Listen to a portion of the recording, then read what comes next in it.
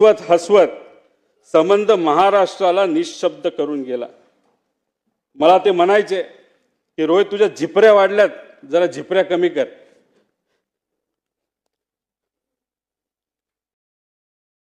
त्या दिवशी एक आदरांजली म्हणून तिथं मी माझे केस कापले। ते मला म्हणायचे तू जरा शारीरिक वजन वाढले, तू जरा शारीरिक वजन कमी कर पण राजकीय वजन वाढव। मी नुसतं म्हणायचो हो करतो, पण मी त्यांना शब्द देतो की माझी हेअरस्टाईल मी अशीच ठेवेल, शारीरिक वजन कमी करेल, राजकीय वाढवेल।